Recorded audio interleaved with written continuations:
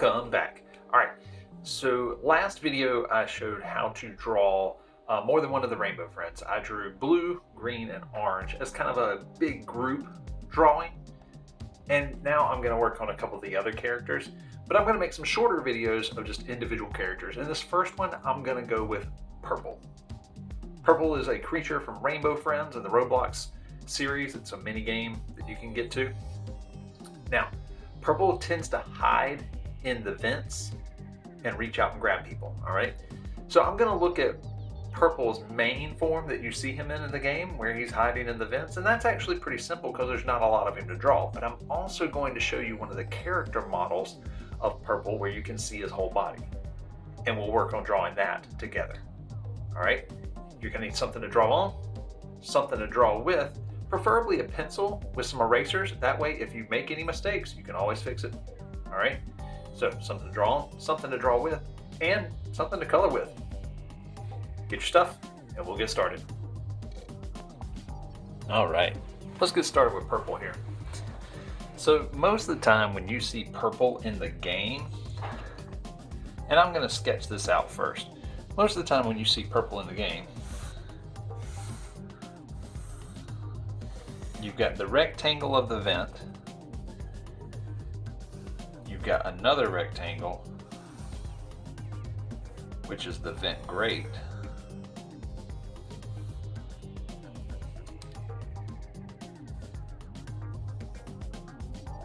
and if you wanted to make this look three-dimensional,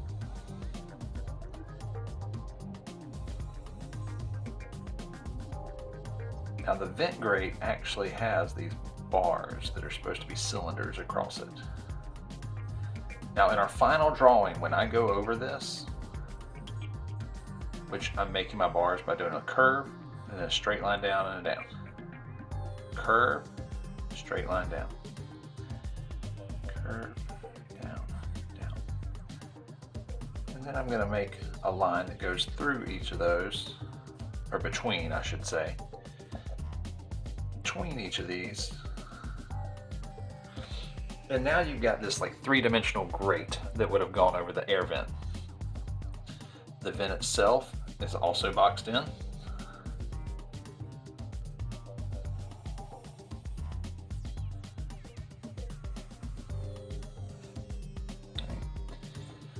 Now, the model for the game, his hands actually come out of his eyes, which we know that's not accurate. So let's fix our drawing so that it doesn't have that issue. But when Purple is looking out from this grate, his eyes are kind of at the back of it. So I added these two diagonal lines coming off the corner of my air vent.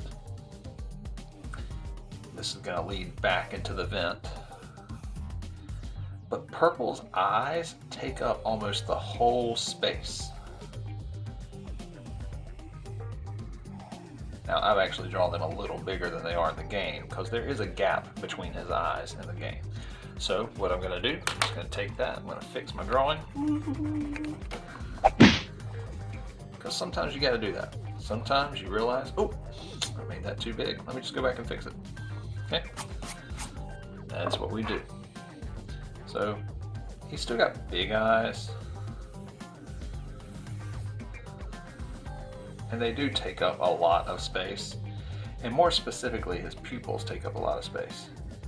Hey, fun fact, usually creatures that live in low light environments, probably like Purple living in an air vent, their pupils are really large so that they can capture more light. Good job to the game developers for using some science there. Now, for Purple's hands, they, like I said, in the game, they kind of look like they just come straight out of his eyes. But if you want it to make more sense, I'm gonna bring mine around from the side of his eyes instead of the middle, like right out of his eyes. So what I'm gonna do is I'm gonna bring a line around.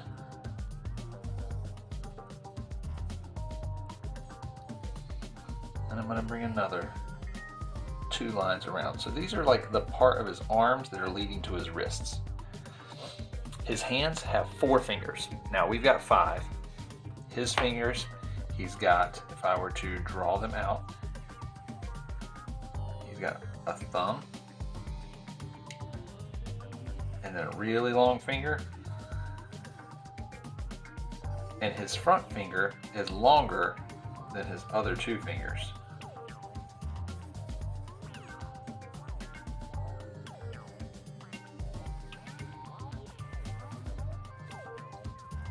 The next hand just crosses over top of that one.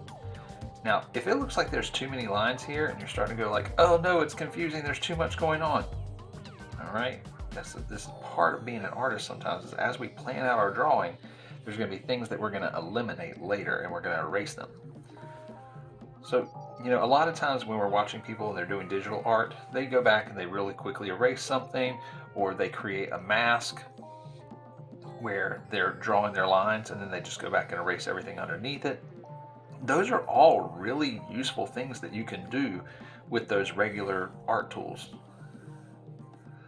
But if you're still drawing traditionally like this, you don't have a tablet to draw on or something like that, if you're still drawing with pencils and markers and things like that, it's okay. It's okay to let lines go over each other, but you do have to keep track of which are the lines that are most important to you.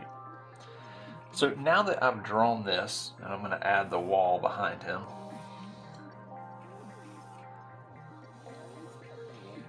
now I'm going to go back and I'm going to use my pen to mark out the parts of this that are the lines I want to keep. Now, in comics or video games, or really just any style of art where we're going back and doing this is line art. That's all it is you're the person, maybe you didn't do the original sketch, but you're going back and you're cleaning up those lines for somebody else. Mr. Dodson did not take a class in this in college specifically around line art, but it is a practice all in itself.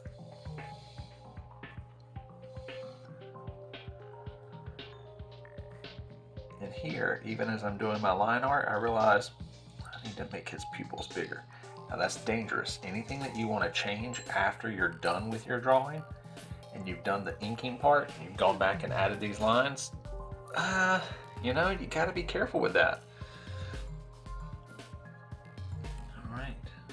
Now, one thing I'm going to do to help me keep track of which lines are the more important ones, especially around the hands, these details that we're adding, is the hand that I draw first is the hand that's going to be on top. Because this hand,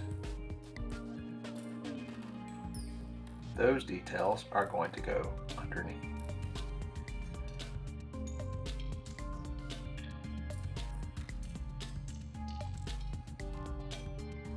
Now notice here, it's kind of messy. I don't remember which of those lines, but then I'm like, oh wait, I did need to make his pinky more skinny, so I'm going to go with the one that has the thinner lines. What I'll do here in a little bit is I'll go back and I'll erase it.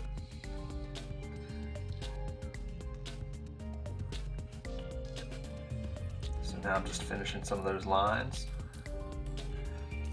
from the grate when we drew that, using those rectangles and the cylinders to make the bars.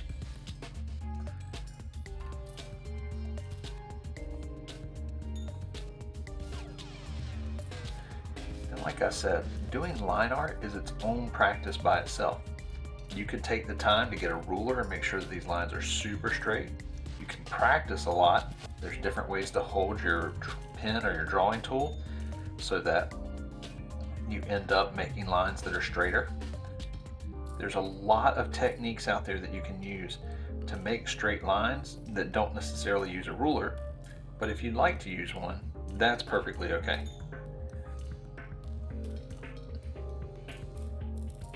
Right now, since I'm going more for speed, I'm not really worried about using a ruler.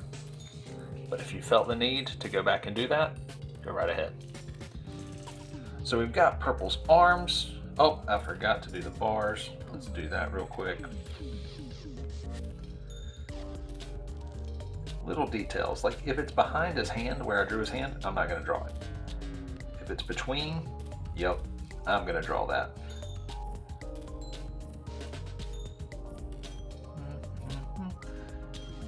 right.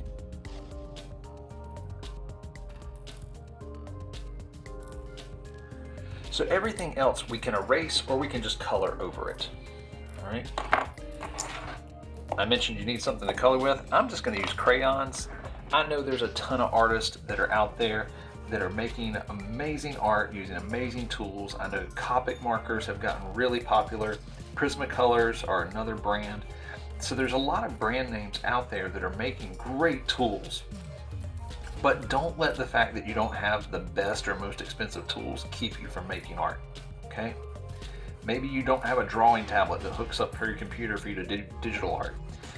Yeah, you may have to learn how to use a stylus and a tablet later on, but the same ideas of composing a drawing, learning how to do design based off of shapes, all of those same ideas that we're doing right now will transfer over to your digital art.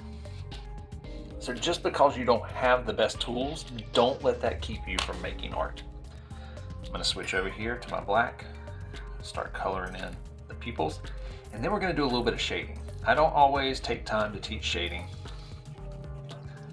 but I will for this one since purple is hiding an event. Okay. Now, one thing I'm going to do is I'm going to leave the whites white because his eyes kind of glow a little bit. But what I'm going to do is I'm actually going to shade all of the inside of this vent the same shade of black. I'm not going to start doing anything darker yet, okay? I'm just going to make it all the same shade. And if I color over my arms a little bit, that's okay. If I color over my eyes a little bit, that's also okay because we can actually erase crayon as long as we're using it lightly. So now that I've shaded the whole thing, done. I'm going to start to go and add some darker spaces. The very back, like the top of it here, you can go ahead and press down pretty hard to color that in. All right.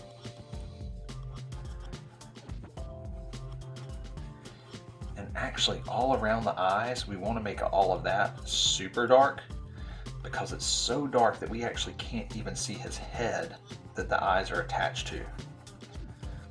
So all of this up above the eyes and between the eyes, we're going to make as dark as we can. Be careful pressing down super hard with your crayon because you don't want it to go through your paper. All right. So I've got a color. We colored the whole thing the same gray, pressing lightly with our black crayon. Then we pressed hard to make this area darker behind it. And then what I'm going to do is I'm going to press a little more lightly. Okay, this is how we're going to blend from the dark part to the light. Well, I'm going to take it and I'm going to do about a medium pressure. So I'm not pressing as hard as I was for the back part. I'm even going to do the shading over top of my arms for purple here because they're coming out of the shadows too. I'm going to go around the eyes using the same medium pressure. And as I get closer to my shadows, I'll press a little bit harder, but I don't want to press as hard as I am when I'm like coloring this. So I'm using that medium pressure, coming around, all the way around that. And so blending is really, unless you're using special blending tools or paints, when we're using crayons or colored pencils, something that's pressure sensitive, really you can do your blending just by how hard you're pressing down with your drawing tool. All right. I'm going to add a little bit more gray. If you remember, the walls in the game are also gray. If you like to color faster, like what Mr. Dodson's doing here, I'm using the side of my crayon. And I'm actually going to kind of color everything the same gray. The bars that go over this, they're a darker color, so I might color them a little more heavier with my black.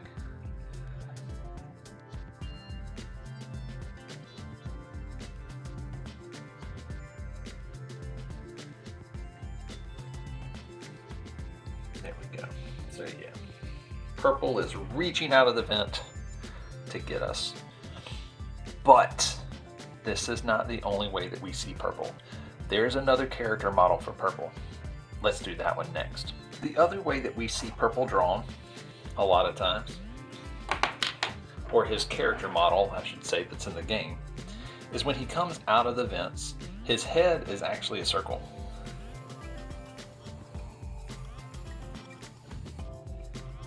And his eyes are about right in the middle of the circle.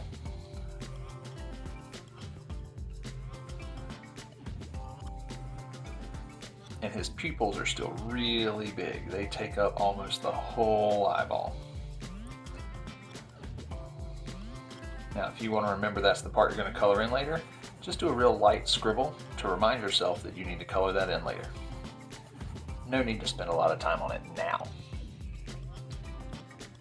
Now, it seems like purple's like those stretchy hands that you can throw out and they smack onto something like glass or the wall, or if you get it on the ceiling, it doesn't come down. Since he's made out of that material, his body is super bendy. All right, so if we look at his body, it comes off and kind of curves down. And then I'm just gonna make a line that curves back up. His body gets a little bit thicker at the neck. And then he's got arms. So his arms are just as stretchy, just as bendy. And since they're just as stretchy or bendy, you can pretty much put them in any position you want them in. But right now I'm using the model off of the game, where he's hunched over, one of his hands is there, and his other hand, if you can imagine it, it's over here on his body, but it comes out and it stretches out past. So I'm actually drawing very lightly over top of this. Comes out past that, drapes down as if it's reaching to the ground, and he puts his hand down. So his hand comes out. There's one finger, 2 fingers, 3 fingers, 4 fingers. So his hand goes all the way down to the ground like that. His other leg, or his leg behind him, if you draw lightly, you can just draw over top. So remember, we're going to draw light till we get it right. That one leg comes around, it even bends back this way, and then it comes down to the ground. His first toe comes out. And his feet look a lot like his hands.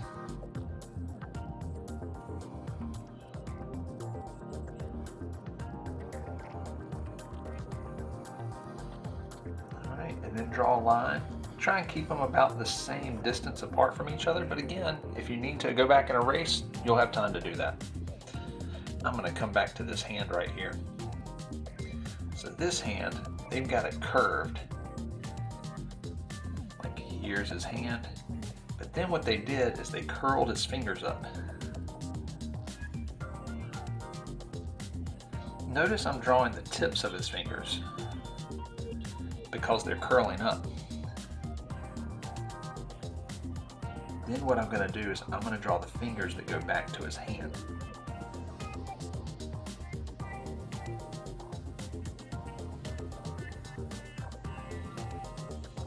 And his thumb curls back just a little bit. And then it goes back to his hand. So there's going to be a little bit we have to erase there. Then his other leg, it comes up. Actually kind of dips down and then comes up.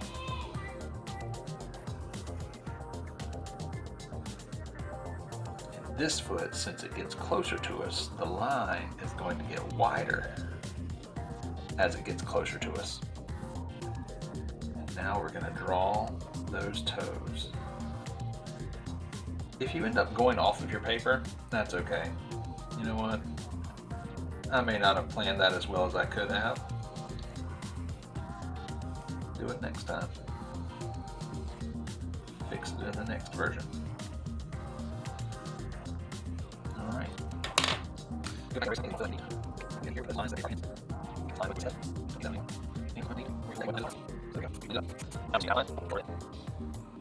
When you're done drawing your character and you've got all of the different limbs attached and you've paid attention to the shapes that make them up,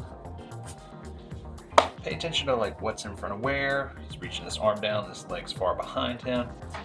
And this is pretty common for a lot of people. You create a character and there they are. But where are they? So a great next step is to always take a little bit of time and then add an environment. Give your character somewhere to be. So if his back foot is all the way back here, I'm gonna make the ground, or this isn't gonna be my horizon line, but still I'm gonna make the ground further behind him. Now you can still draw things on the ground. We know that purple comes from a vent. So, just to make it a little more obvious, maybe we'll put the vent back over here. And you can even practice using your shapes to show that the vent is getting closer.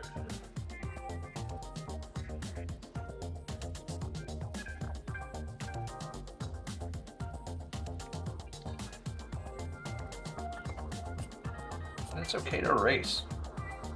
We watch all these artists on YouTube that they're getting all their lines perfect, or you're watching people that are using digital art and all they're having to do is just go back. They can just undo it versus having to take the time to erase it. So it's okay to erase. Don't panic if you feel like you're not getting it perfect every single time. That's fine.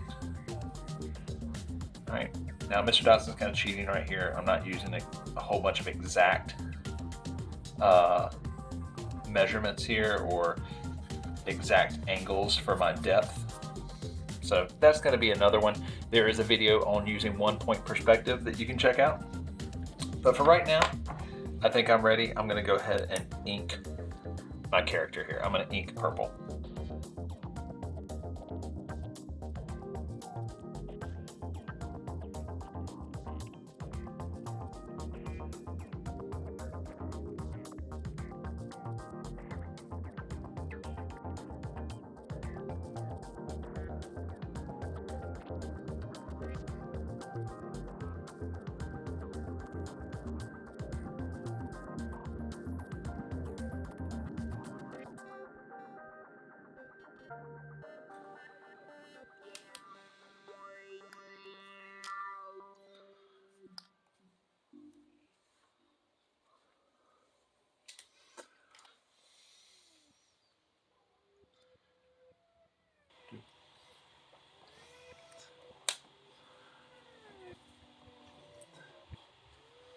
So next up, what I'm going to do is I'm going to take a little bit of a white crayon here.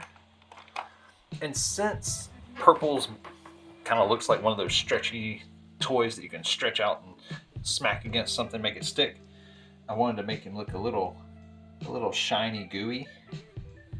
So you can just take over top of your marker or colored pencils or even other crayons, just go over top of it, add some highlights, and usually highlights are going to be on the top of things where they're going to be the outer edges, but they're not going to be on the inside of anything. So like I didn't do the inside of his hand, maybe a little bit here on his back, the top of his head. And because I did that whole side of his arm, the light's probably coming from that direction. So, the top of his head, but not this side. Maybe something over here. Not too much though, because his body might be a little bit in the way.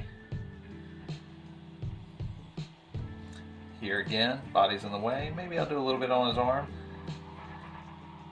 Top of his fingers. But you don't want to put it everywhere, okay? We are doing this just to kind of accent places that the light might hit and show off that his body's a little shiny because it's got that sticky, reflective quality to it. He's not quite slimy, but he is made of a plastic that makes him stand out. The light will reflect off of him. And you can do that. You can do multimedia stuff like this. You can take a character like purple color him with your markers or colored pencils, and then use another thing, or even this. I could have used a white colored pencil or even a light purple to give it that reflective shiny quality, all right? But you can do multimedia. Not everything has to be done with all markers or all colored pencils or all crayons or pastels or whatever medium you're using. You can go and mix and match to get the effect that you want. All right, I'm not going to color the background today. Maybe I'll get to it before I edit this video. So thanks for sticking around. I hope you had fun. That's the biggest thing about art. Have fun with it. Enjoy what you're doing. Create characters. Learn from your mistakes. Figure out what you want to do the next time. Get a little bit messy. Make sure you clean up though. And have fun. Again, have fun. That's the biggest thing that we can always ask to do. So I'll see you in the next video. Bye-bye.